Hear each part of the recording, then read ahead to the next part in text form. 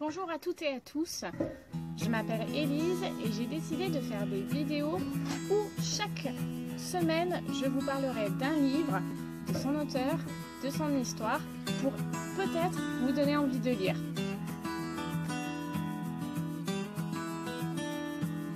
Confinement oblige, on s'ennuie. Du coup, qu'est-ce qu'on fait? On cuisine, on mange beaucoup trop, on grossit, on se met à faire du puzzle mais on pète un câble parce qu'il manque toujours une pièce, on télécharge l'appli Scrabble, mais mamie Henriette nous faut une branlée à chaque partie. Un petit Scrabble, ça vous remontera.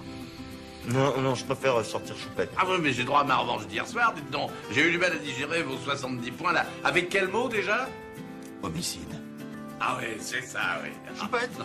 Donc qu'est-ce qu'il nous faut? Un bon livre, un bon bouquin qui nous remonte le moral. Et c'est exactement ça dans Beignets de tomates vertes de Fanny Flagg. C'est exactement ça, c'est ce qu'il vous faut actuellement, je vous le jure. Beignets de tomates vertes, vous le connaissez peut-être en film. Je n'ai jamais vu pour ma part le film car j'ai tellement aimé ce livre que je me suis jamais sentie de regarder le film de peur d'être déçue, que ça ne ressemble pas du tout à l'esprit et à l'âme de ce bouquin, malgré le fait que l'auteur Fanny Flagg, il me semble, s'est beaucoup impliqué dans le film. Mais de ce que je sais aussi, c'est qu'elle a enlevé pas mal de détails et enlevé certains personnages pour que ça soit plus facilement adaptable au cinéma américain, pour pas que ça choque en fait. Donc ça, je trouve ça un petit peu triste. Bref, sinon, Beignets de tomates vertes, c'est l'histoire d'Evelyne, une femme qui approche la cinquantaine mais qui ne le vit pas très bien. Evelyne et son mari vont régulièrement dans la maison de retraite de la ville. La mère de son mari, à Evelyne, habite donc à la maison de retraite. Et donc Evelyne accompagne son mari qui rend visite à sa maman. Sauf que cette femme n'est pas très sympathique, donc Evelyne reste très souvent en dehors de la chambre et laisse son mari discuter avec sa mère et reste plutôt à l'accueil de la maison de retraite. Et c'est là où elle va faire la rencontre de Nini, qui est une femme qui a 84 ans, si je me souviens bien. Nini, en fait, c'est une femme très bavarde et très attachante, le genre de petite grand-mère qu'on rêve tous, et qui va se prendre d'affection pour Evelyne, va un petit peu se l'accaparer et lui raconter sa vie.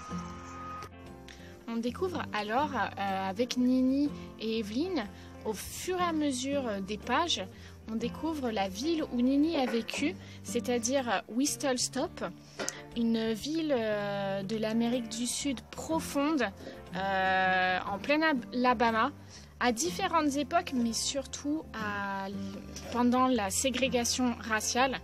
Et on fait la connaissance de très nombreux personnages, tous plus attachants les uns que les autres, mais on retiendra surtout Edie et Ruth, deux femmes qui tiennent le café de Whistle Stop.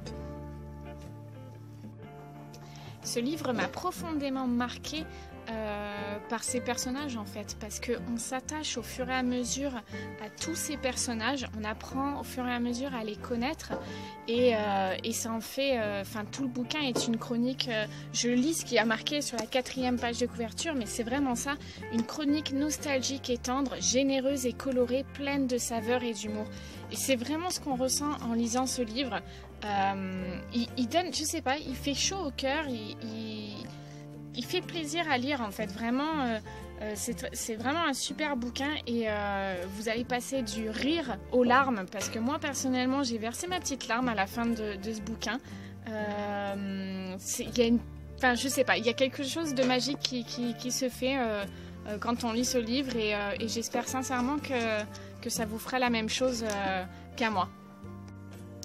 Alors le petit bonus aussi de ce livre, c'est que, bon, déjà c'est pas un bouquin qui est très long, il y a à peu près ouais, 500 pages.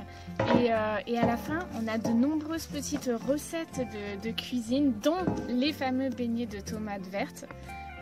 Mais pas que, il y a aussi, attendez, des recettes, c'est assez incroyable. Il y a crème, haricots de Lima et haricots beurre, patates douces au sucre, côte de porc en sauce. Vous avez plein de petites recettes comme ça qui sont partagées à la fin du bouquin. Enfin bref, c'est au top. De la même auteure, donc de Fanny Flagg, j'ai lu Miss Alabama et ses petits secrets, que j'ai adoré aussi vraiment, et qui m'a fait exactement le même effet que beignets de tomates vertes. Donc je le conseille aussi fortement. J'en ferai peut-être une vidéo si bien sûr ça vous plaît.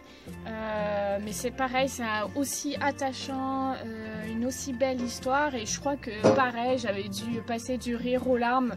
Bref, une auteure, Fanny Flagg, que je trouve vraiment très sympathique. Simple à lire, sans chichi, mais qui parle des petits bonheurs simples de la vie, des choses simples de la vie, des gens ordinaires, mais ce qui en fait des histoires assez extraordinaires. Voilà, cette vidéo est terminée, j'espère que ça vous aura plu. N'hésitez pas à me le dire dans les commentaires si le principe vous plaît, enfin bref, donnez votre avis, bon, en étant indulgent, parce que c'est la toute première fois que je fais ça, donc voilà, il peut y avoir des erreurs, ça peut ne pas du tout vous intéresser aussi, et il n'y a pas de problème. Maintenant, voilà, moi en tout cas ça me fait plaisir et ça me plaît de raconter ce que je pense de ces bouquins, et j'espère pouvoir parler d'autres bouquins, parce que c'est vraiment quelque chose qui me passionne, les livres, et voilà, j'aimerais bien le partager avec d'autres.